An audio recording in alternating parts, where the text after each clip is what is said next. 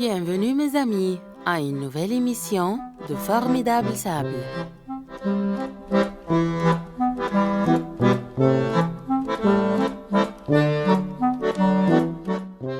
Aujourd'hui, notre sable va nous emmener de visiter une ville qui s'appelle Ninive. Écoutez bien mes amis, les habitants de Ninive étaient très méchants, mais le Seigneur Dieu les aimait malgré leur méchanceté. Il leur a donc envoyé un prophète pour les avertir. Ce prophète est Jonas, fils d'Amittai. Jonas était un grand prophète, mais il n'a pas écouté les paroles de l'Éternel et s'enfuir loin de la face de Dieu. Il descendit à Jappo et il trouva un navire qui allait à Tarsis. Il s'embarqua pour aller avec les passagers à Tarsis, loin de la face de l'Éternel. Mais Dieu fit souffler sur la mer un vent impétueux, et il s'éleva sur la mer une grande tempête. Le navire menaçait de faire naufrage.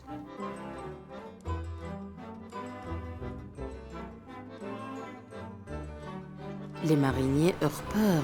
Ils implorèrent chacun leur Dieu pour être sauvés. Jonas descendit au fond du navire, se coucha et s'endormit. Le pilote s'approcha de lui et lui dit « Pourquoi dors-tu? Lève-toi, invoque ton Dieu. Peut-être voudra-t-il penser à nous, et nous ne périrons pas. » Et ils se rendirent l'un à l'autre. « Venez et tirons au sort pour savoir qui nous attire ce malheur. » Ils tirèrent au sort et le sort tomba sur Jonas. Alors ils lui dirent « Dis-nous qui nous attire ce malheur. Quelles sont tes affaires et d'où viens-tu? Quel est ton pays et de quel peuple es-tu » Il leur répondit « Je suis hébreu et je crains l'Éternel, le Dieu des cieux qui a fait la mer et la terre. » Ils lui dirent « Que te ferons-nous pour que la mer se calme envers nous, car la mer était de plus en plus orageuse. » Il leur répondit « Prenez-moi et jetez-moi dans la mer, et la mer se calmera envers vous, car je sais que c'est moi qui attire sur vous cette grande tempête. » Ces hommes ramaient pour gagner la terre, mais ils ne le purent, parce que la mer s'agitait toujours plus contre eux. Puis, ils prirent Jonas et le jetèrent dans la mer, et la fureur de la mer s'apaisa. Ces hommes furent saisis d'une grande crainte de l'Éternel.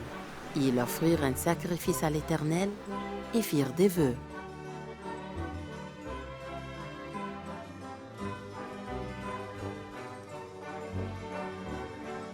L'Éternel fit venir un grand poisson pour engloutir Jonas. Et Jonas fut dans la ventre du poisson 3 jours et 3 nuits. Jonas pria l'Éternel son Dieu et dit « Merci Seigneur de m'avoir sauvé de la mort et de m'avoir répondu quand je t'ai crié. Tu es Dieu, miséricordieux, tu pardonnes, car tu m'as pardonné quand j'ai péché contre toi et que je t'ai désobéi. » L'Éternel parla au poisson, et le poisson vomit Jonas sur la terre. La parole de l'Éternel fut adressée à Jonas une seconde fois en ces mots. « Lève-toi, va à Ninive, la grande ville, et crie contre elle, car sa méchanceté est montée jusqu'à moi. » Et Jonas se leva et alla à Ninive, selon la parole de l'Éternel. Mais Ninive était une grande ville, de 3 jours de marche. Jonas fit d'abord dans la ville une journée de marche.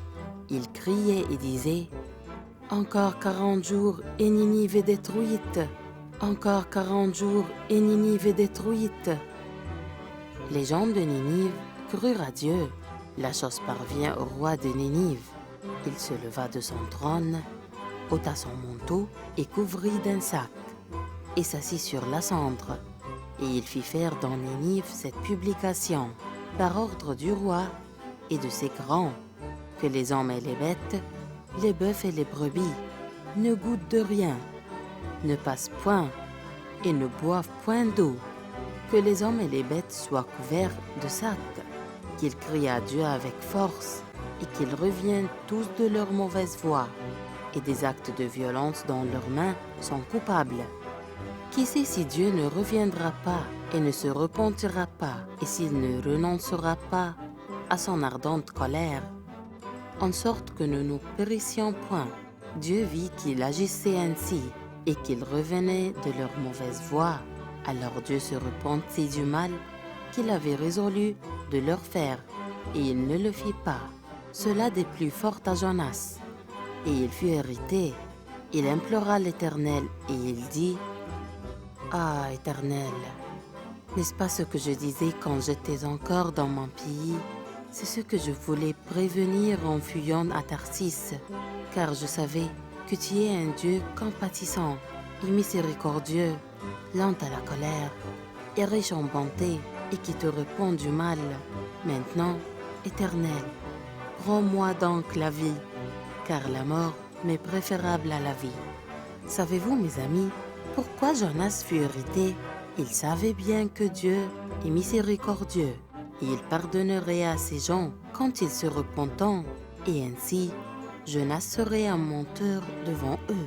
L'Éternel répondit, « Fais-tu bien de t'irriter? » Et Jonas sortit de la ville et s'assit à l'orient de la ville. Là, il se fit une cabane et s'y tint à l'ombre, jusqu'à ce qu'il vit ce qui arriverait dans la ville.